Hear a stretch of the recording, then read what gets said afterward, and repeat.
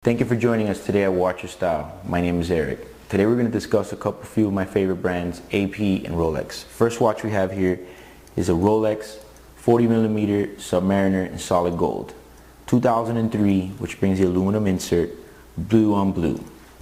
Second watch we have is an AP Royal Oak Offshore, 42mm stainless steel safari on a bracelet. So you're looking to spend anywhere from $16,000 to $18,000. Which is it going to be, Rolex versus AP? This is a topic that we can go on for hours, but to make it short and quick, it's two different watches with two different amount of status level, both in the same area of price range, but both have a different impact on what you're trying to do with the watch. Let's start with the Rolex. This is a classic Submariner, solid gold. Anywhere you go with this watch, they're going to notice you have a gold watch. Beautiful watch. This is good for if you want to be on the boat, or if you want to wear it in on a suit. You want to go to a wedding and you want to wear it in a suit. Fantastic watch. It's always going to have its value. If you buy it right, you're always going to have your money here. Second watch, stainless steel. This stainless steel AP to me is one of my favorite watches. It's not gold. It's priced the same. People are wondering, but how can a steel watch be the same price as a gold Rolex?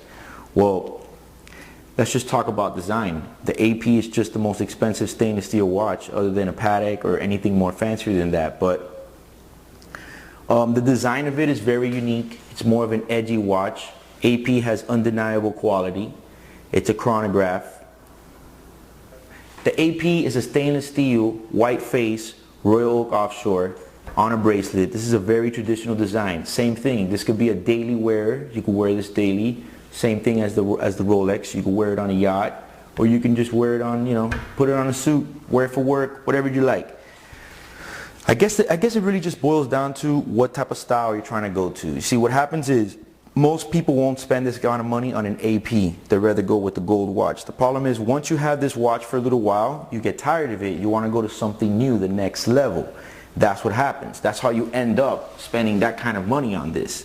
So for me personally, if I had to buy one and it was my first watch of this money, I guess I would probably go with the gold Rolex, just because, if I'm going to spend that kind of money, anything from $15,000 and up, I want some gold. I want to be able to make an impression for a while. But later on, after you have this watch for a while, you kind of decide, well, maybe the gold watch isn't always what I want all the time. Maybe I want to wear a watch that's $15,000 and up, but I don't want to be noticed so much and make so much noise. That is when this comes into play. You see, this is a watch that's over $15,000, but most of the people are going to walk by you and not even notice. Some idiots might even think it's a Michael Kors or something. But that's fine, because in the watch world, you're not really trying to impress the guy that doesn't know anything about watches. So this is more of like an understated watch, same value as a gold Rolex, but more sophisticated, more of a watch connoisseur, whereas any idiot will probably walk in and can buy this, not taking away anything from this watch, because this is a beautiful gold sub. But you understand what I'm saying, because some people just can't fathom the idea that a gold Rolex and an AP stainless steel are the same price. That's where the versus comes in. You see, we get into the topic of, if you could only buy one, which would it be? And I guess this is what I would choose. I would go with the AP, because if I only had one, this is good for everything. I can dress it down, I can dress it up, my money's always there. AP is a solid investment. They're always going to be worth money. It's not something that's just going to lose money the day after tomorrow. It's not like a new brand that just came out. We'll talk about that some other day, about these new brands. But you see, the gold one, you're always forced to have a gold watch, which I guess for some people that's what they want. But I just feel that the stainless steel AP is more versatile, because sometimes you can dress it up, you can dress it down, but the gold is that one factor that always just screams out the attention.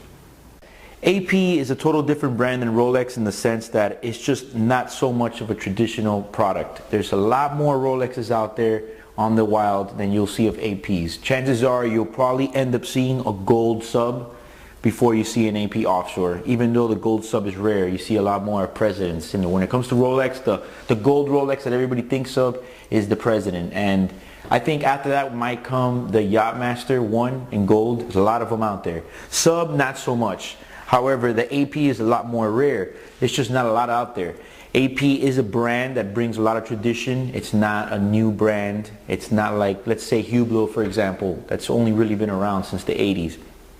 AP's been around for a long time, has a big brand tradition, and the quality is just impeccable. Let's talk a little bit about the styling. It has, you know, it has this octagonal bezel design, which comes from the classic Royal Oak design from Harold Henta. Beautiful design. It has a combination of satin and polished edges, which kind of just makes it pop and gives it a lot of character. To me, it's just a watch with a lot of character. Very understated, beautiful. Now, one thing I don't like about the AP Offshore is that it's very scratch prone. It's not a good watch for the first time wearer. It's something you need to have some practice to wear this watch. The Gold Sub, beautiful. Look at that. Gold Sub, blue dial, blue bezel. I mean, how can you say no to this? You know, if I had to choose between one, it'd be really hard just because they both have their own things to offer.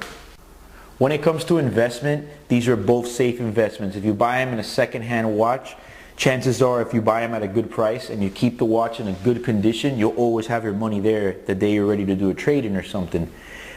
These AP holds just like Rolex, sometimes maybe even better. You know, it is the next level after Rolex. After you've had several Rolexes in your collection and you're tired of Rolex, AP is the next level before Patek. And from that point on, they just get crazier. You know, you're pretty much wearing a house on your wrist. But AP is the next level after Rolex, and I would definitely go with the Offshore. Okay, so that's my conclusion with Rolex versus AP. I think overall they're both solid choices. You cannot make a wrong decision here. They both hold their value well and overall exceptional quality. If you found this video helpful and you enjoyed it, please share and like this video. And don't forget to subscribe to our channel. Until next time, this is Eric with Watch Your Style.